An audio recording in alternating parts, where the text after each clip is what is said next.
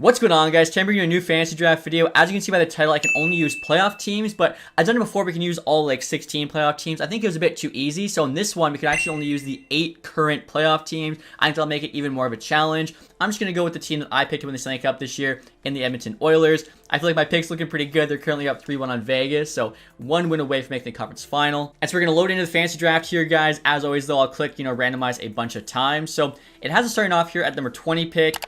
Obviously, I'd probably like to have a higher pick because you got McDavid, Matthews, still available, Mikko Rantanen, for instance. So as always, guys, I'm going to close my eyes here, click Y a bunch of times, hoping for a top 5 pick. And we're picking at 30. Not where I wanted to be. We missed out on kind of all the All-Stars, but go back to back. I mean, this can make it even tougher, I guess. So here we go, guys. We'll see what we can do here. Obviously, we'll take a look at the rest of the first round and see, who got picked. Zach Werenski just went. I mean, none of those guys, neither we could have taken. That'd been nice. Hellebuck, for that goaltender. Aho, Reinhart, Eichel, Connor, Barkov, Marner, Haskin in there, Kachuk.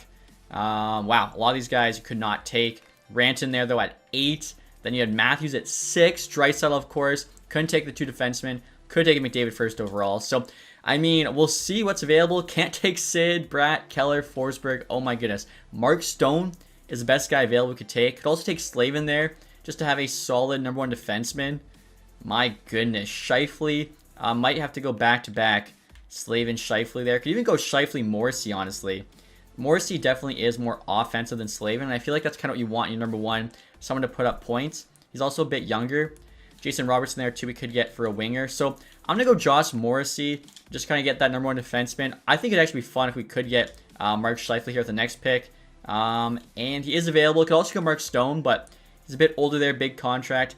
He probably won't still be available, but I think, the 1C position matters a bit more. So kind of funny we're taking 2 Jets there with our top 2 picks, but that's just the way it worked out. And now real quick, guys, I want to thank the sponsor of today's video, Fume. If you hadn't heard, flavored air is quickly becoming the leading alternative to both vaping and smoking, and at the forefront of it all is Fume. Fume is an award-winning flavored air device with no vapor, no nicotine, and just natural flavor. It also doesn't require any batteries or charging. You can just pick it up and go. Fume offers a simple and enjoyable way to break away from bad habits while still having something satisfying to reach for. Instead of inhaling vapor, you simply breathe in natural, non-toxic flavors that satisfy the craving without the downside. Now, it's also been built with a high-quality way to design. As you guys can see here, you got the wood and metal look, and you can see here too, it's really good if you're someone that likes to fidget. You can twist it there. It's got this like magnetic to it too. You can just pull it apart. So if you just want something in your hands, definitely can use it for that as well. And in regards to the flavors, guys, my personal favorite was orange vanilla. Reminded me of like an orange creamsicle, so I thought it was the best one by far. But raspberry lemonade was also a close second for me. But there's a ton of different flavors, so there should be something for everyone, no matter what your taste is. And over 500,000 people have already made the switch to Fume as part of their habit-changing journey. So if you guys are interested in trying it for yourself, now is the time. As for a limited time, if you order the journey pack using my code TACTICSHD, you'll get a free Fume topper, which is a nice little accessory I actually put on mine. So again, guys, if you're interested in trying out Fume, click my link in the description box below or scan the QR code on screen to get yours today. Now, let's get back to the video. And on the next pick here, guys, I see we could have taken Svechnikov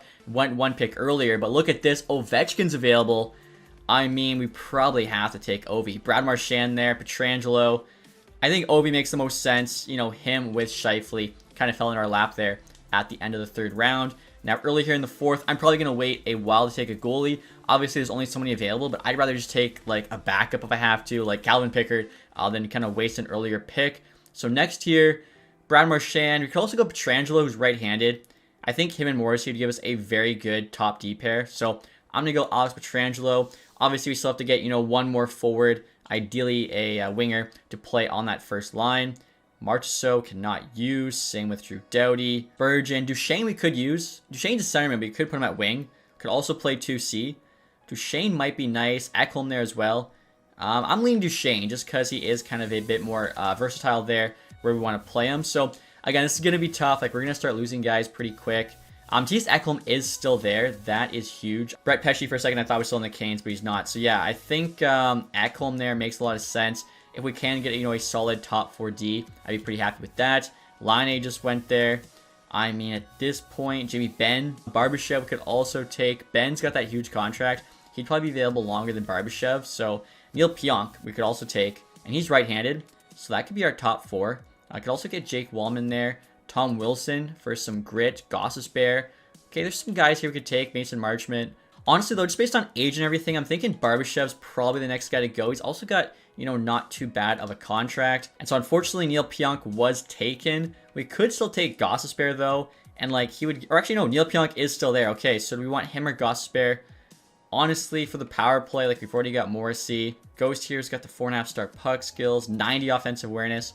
Pionk there, 4-star puck skills, 86 offensive awareness. He has truculence, though, with 92 shot block. So, I mean, probably wouldn't mind either of them, to be honest.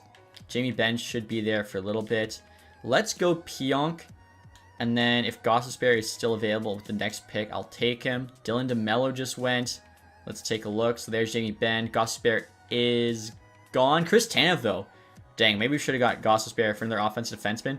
Tanev, though, would give us a really nice D. The thing is, we've only got 4 forwards so far, so I'm getting a little bit scared. Tyler Seguin's still there, too. Big contract. I think we could grab him and Jamie Benn a lot later in this fantasy draft. Gabe Landeskog, you know, 1 round away from taking. Evander Kane's there.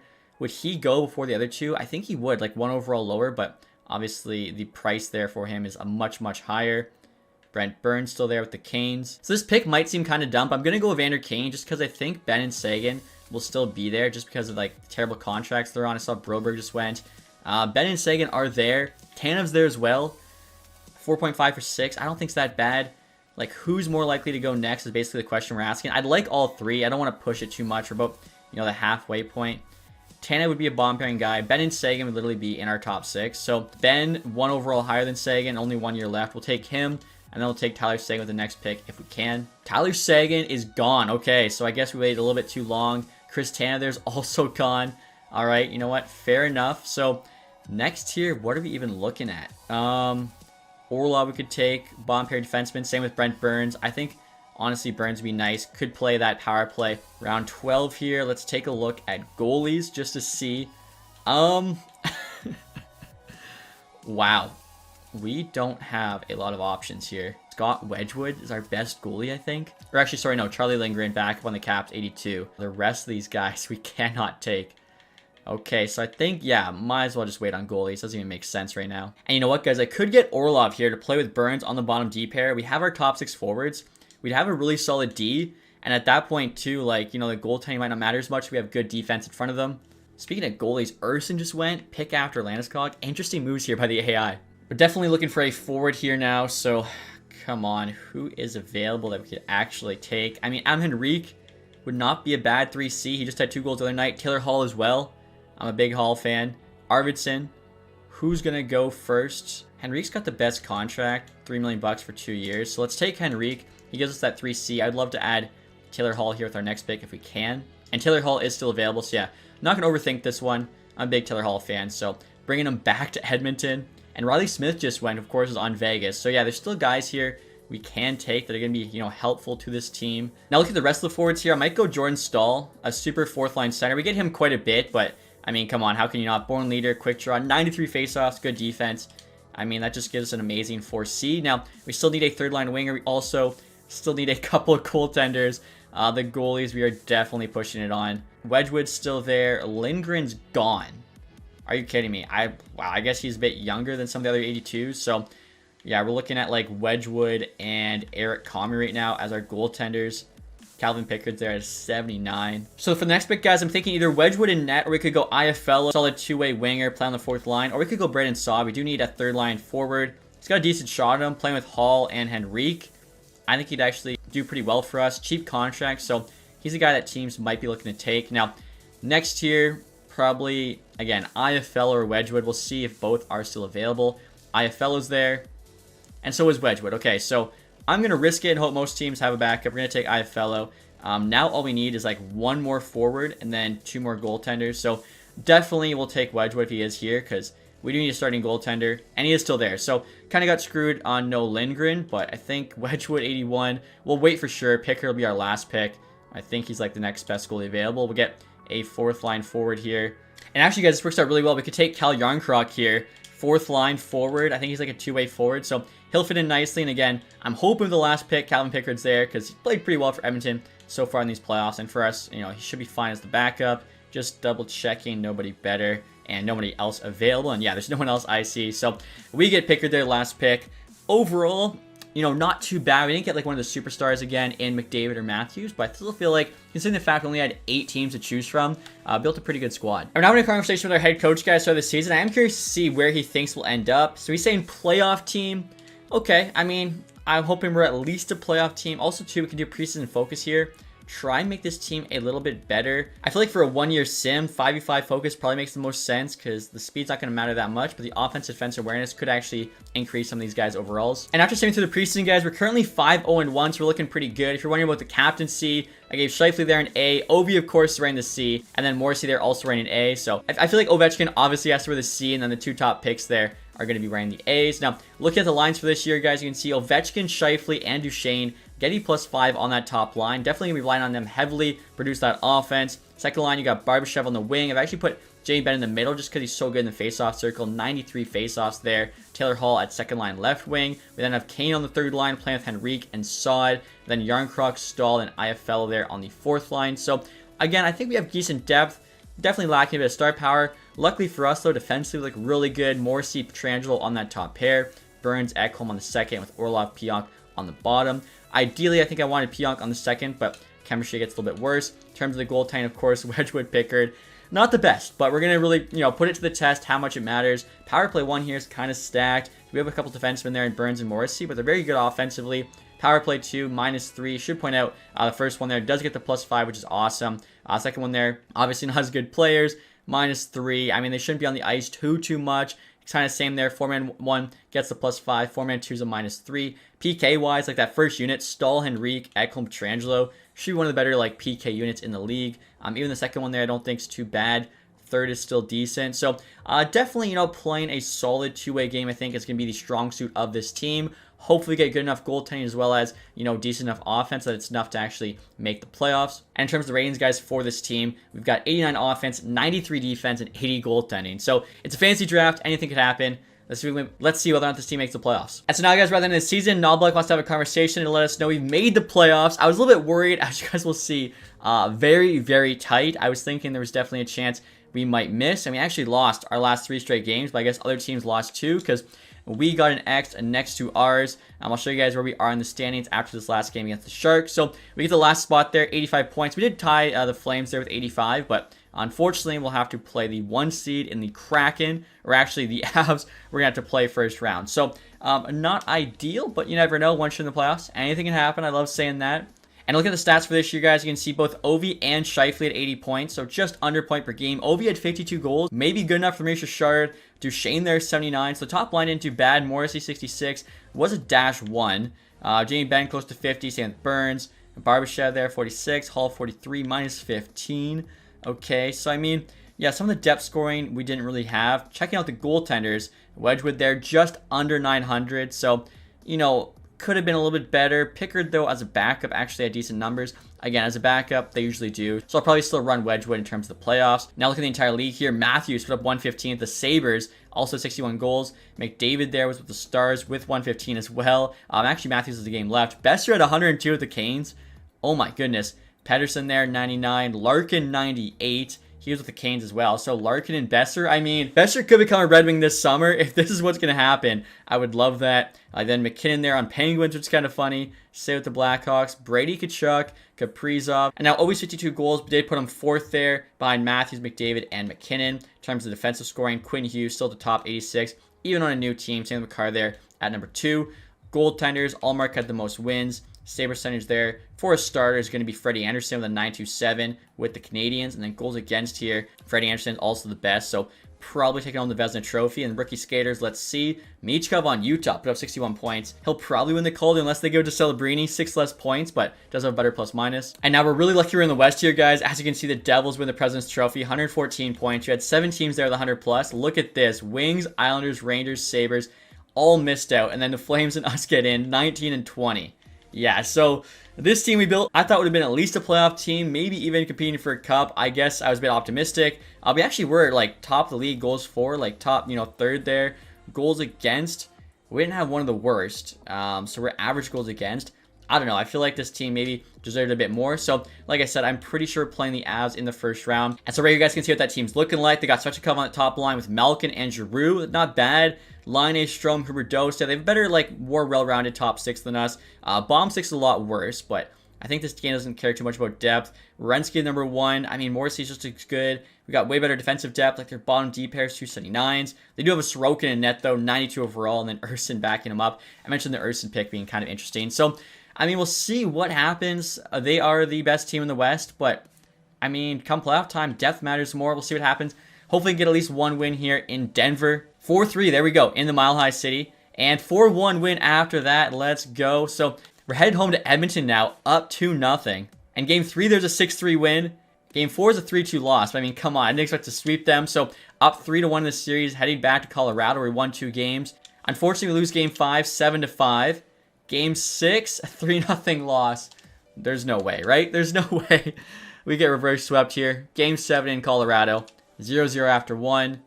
0-0 after 2. I'm just going to sit in the period and see what happens. Wow, that was close. Duchesne, Henrique with the empty netter. Riley Smith actually added one back 15 seconds later. Luckily, though, we're able to hold on. And now in the second round, guys, we got the Dallas Stars here who look absolutely insane. They got Gensel, McDavid, and Marchand on the first line. Like, are you kidding me? Second line, there's Wilson, Pedersen, and Jared McCann. You got Wood there on the third line with Glendening and Berggren. Drury, Novak, Heineman. I'm wondering if they made a big trade. I actually forgot to check the trades after the deadline. Sherratt got... Wait, this defense is terrible. Sherratt, Goodbretson on your top pair. Are you kidding me? Artem Zub, Byram, Mikla, Petrie. Like, the second pairing is literally better. Goalie, Stolarz isn't bad, but yeah, this team is just all offense. And now, unfortunately, guys, it's too late to look at the trades in the deadline, so I'm just going to assume, like, the Dallas Stars had to have made some trades, because there's no way, unless Petey was a late second, Gensel an early third, but I think they had to have made a trade for one of those guys. So, after the first 2 games, guys, we're actually tied up 1 apiece, headed home to Edmonton. I don't mind that at all. Game 3 is a 3-2 OT win. Game 4 is a 4-3 win. Let's go. So again, we got a 3-1. So again, we've got a 3-1 series lead, and just like that, we take the series in 5. And on the conference final, guys, we're matched with the Seattle Kraken. We're the top team in the Pacific. They got Holloway, Celebrini, Nylander on the first line, which is pretty nasty. Slavkovsky, Lundell, Zucker. I mean, they've actually got a lot of forward depth there. Probably the best we've seen so far. Thomas Harley's their number 1. Decent defenseman behind him, but like no one above an 82. Our D is definitely the best we've seen of any teams. Markstrom's a solid goalie at 87. Like, you know, our goalie here in Wedgwood's equal to their backup. Speaking of the goalie stats, Wedgwood does have a 907 so far through the playoffs, so like not that bad. And in terms of the matchups there, we actually have better goals for. They have the best goals against. Power plays better. They have the best PK. Ovechkin there, you know, pretty close to Zucker. So we'll see what happens. So far, I think we're playing with house money. Like, I honestly thought we'd probably get bounced first round. I thought we might even get swept. So the fact that, you know, we are in the conference final, I'm pretty happy with that. And first 2 games there, we went 1-1. The next 2, we went 1-1. So we're tied up 2 apiece, heading into Game 5. Like, we are playing pretty well. And we win Game 5, 7-4. All we got to do now is win one of these next 2 games. This one here is at home. Unfortunately, it's a 2-0 loss. So Game 7 here, winner moves on to the Stanley Cup Final. Can this team pull it off as like the 20 seed? Which would be absolutely incredible. And we're up 1 early. Iaffello. 2-0 now. Shifley. We'll just send the third period. No way! I thought we had this. I thought we had this. Are you kidding me? Macklin Celebrini with 15 seconds left. 15 seconds left. He scores the series winner. This is like shades of Winnipeg versus St. Louis.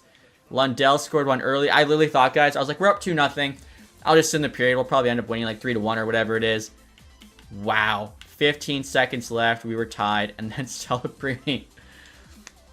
I mean, there's a reason he went first overall, right? Good for him. That's such a tough way to go. But honestly, yeah. What can you do? And now Celebrini's heroics were for nothing, guys. The Devils there actually went on to win the Stanley Cup. And look at the playoff tree here. You can see the Devils actually beat the Kraken there in 6. I'm curious to see who did well for us in the playoffs. Ovechkin, 25 points, 14 goals. I mean, yeah, he crushed it. Duchesne's over point per game. Shifley right on. Taylor Hall really came alive, 15 points. Morrissey, 14 as a D-man. Not too bad. Same with Burns. Pietrangelo there, okay. -6 isn't really ideal. And then let's see. Wedgwood, just below 900. I mean, goalie might have cost us. Like, if we actually had a little bit better goaltender, maybe we actually could have made it to the Stanley Cup final. So, looking at the awards here, guys, Devils actually won the President's Trophy and the Stanley Cup. So, they're the best team by far. I'll take a quick look and see what their roster looked like. Matthews, Art Ross. McDavid, though, got the Hart. Hughes, James Norris. Kaprizov, Lady Bing. Michkov, Calder. Marner, Conn Smythe. Anderson, Vezina. Bobrovsky, William Jennings. Larson, Bill Masterton. Evison there. Jack Adams. Larkin, Selke, Matthews, Ted Lindsay, and Maurice Richard. So, unfortunately, no awards for us, whether it be team or player. But like I said here, guys, last thing I want to do is actually take a look at this Devils Stanley Cup winning roster. We get some ideas for, how to draft our team next time. So, they got Marner, Robert Thomas, Carlson, Hudson. So, that's a nasty top D pair. Plus a Brock Nelson on the first line. They're really good. Gosper, of course, we're looking at. Patty Kane. Sims really well for where you can draft him.